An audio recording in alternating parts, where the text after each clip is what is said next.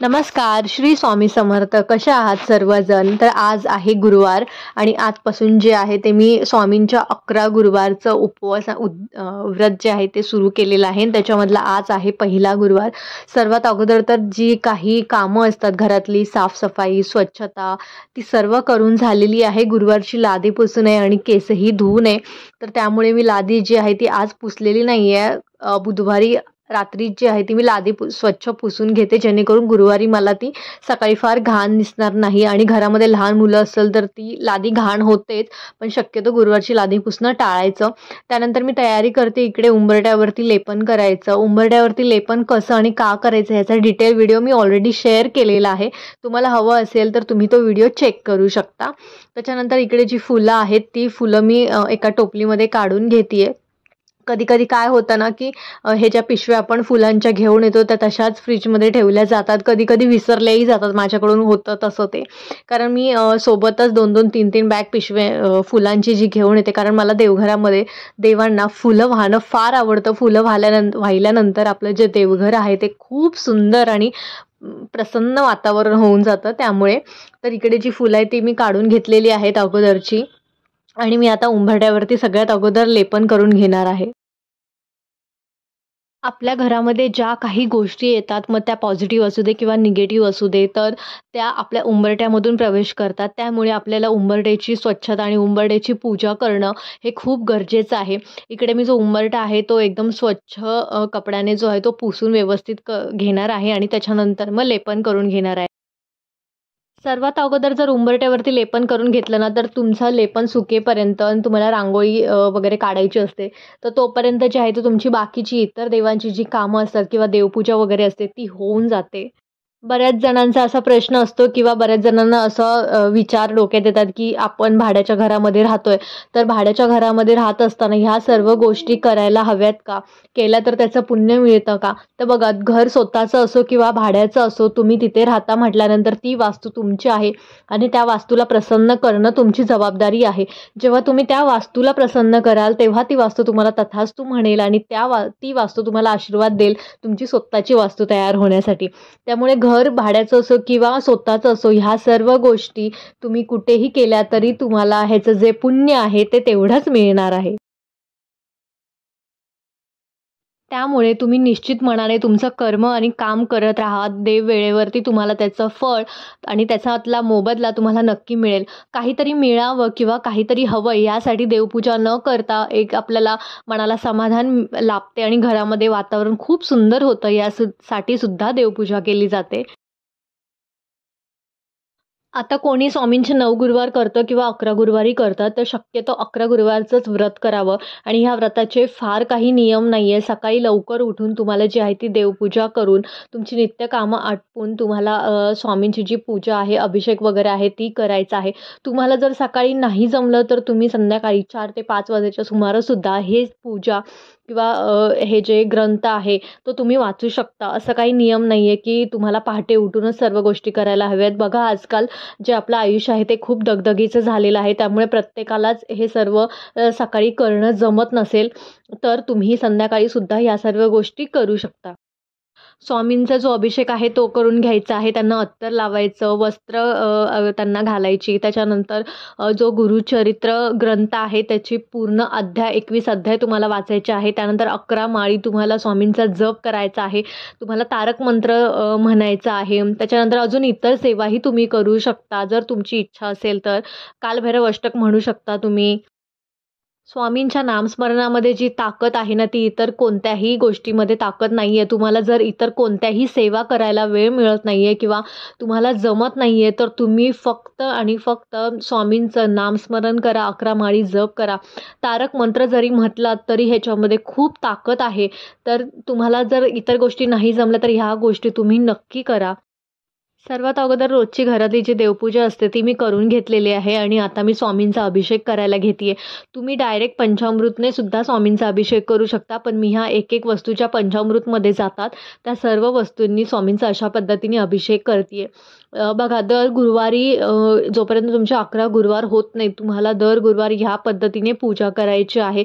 तुम्हाला एखाद्या गुरुवारी नाही जमलं किंवा तुम्ही प्रवास करताय, अडचण आली आहे, गावी गेलाय, तर अशा सिच्युएशनमध्ये हा जो गुरुवार आहे तो त्याच्यामध्ये मोजायचा नाही आहे 11 गुरुवारमध्ये. त्यासोबतच इतर कोणता सण आला, एकादश आली, तरीसुद्धा हा जो गुरुवार आहे तो तुम्हाला त्याच्यामध्ये मोजता येणार नाही. बाकी गुरुवारची जी तुमची पूजा असते, पोथी वाचन असतं, जप असतो, तो तुम्ही नित्यनेमाने करायचा आहे. आणि आता स्वामी प्रकट दिन येतोय, तर त्यासाठी सुद्धा तुम्ही आत्तापासून, आजपासून तुमच्या सेवा ज्या करायच्या आहेत त्या सुरू करू शकता. तुम्हाला फार काही नाही जमलं तर तुम्ही जे सारामृत आहे त्याचे 3 रोज अध्याय वाचलेत. जर तुम्ही 11 माळी जप केला, अर्थात 11 माळी जप तुम्हाला नाही जमला तरी 1 माळ जपसुद्धा किंवा दिवसभर सतत तुम्हाला वेळ मिळेल तेव्हा नामस्मरण करणं जर तुम्ही चालू ठेवलं तरी तुम्हाला इतर कोणत्याही सेवा करायची गरज लागणार नाही.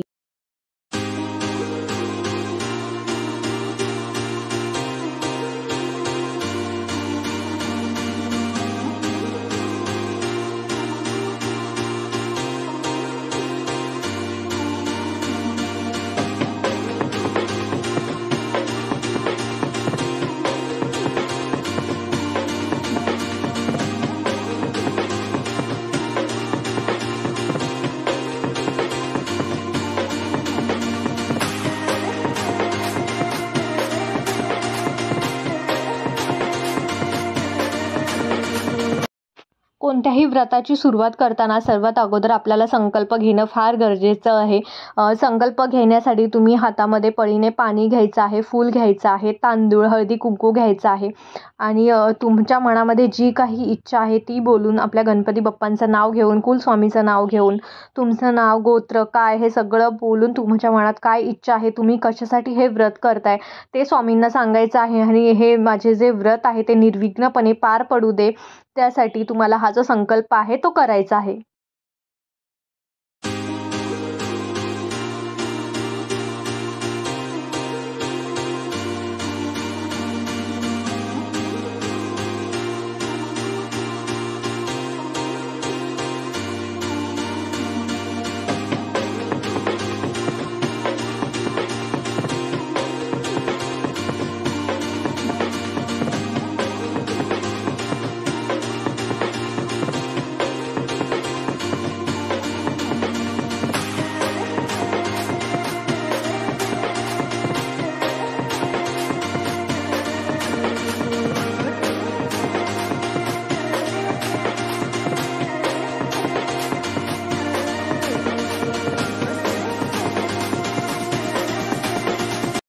स्वामी चरित्र सारामृत जो आहे तो ग्रंथ आता आपल्याला वाचायचा आहे. त्यातले 21 अध्याय पूर्ण आपल्याला वाचून घ्यायचं आहे.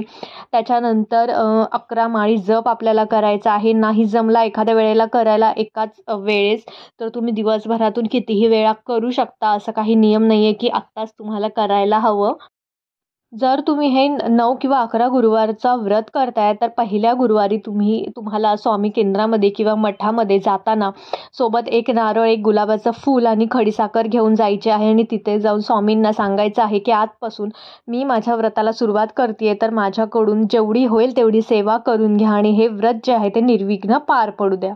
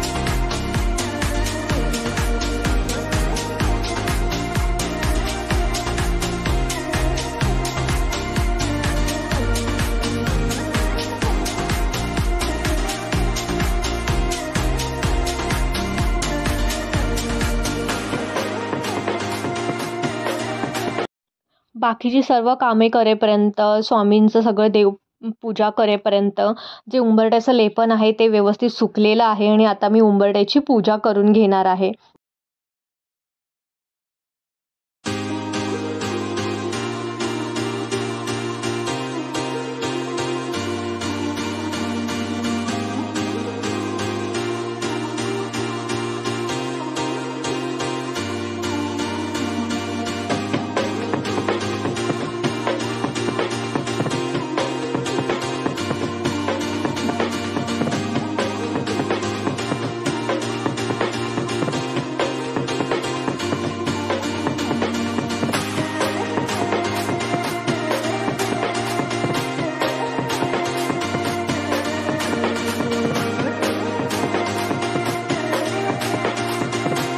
त्यानंतर संपूर्ण घरामध्ये कापूर जाळायचा आहे, धूप जाळायचे आहे.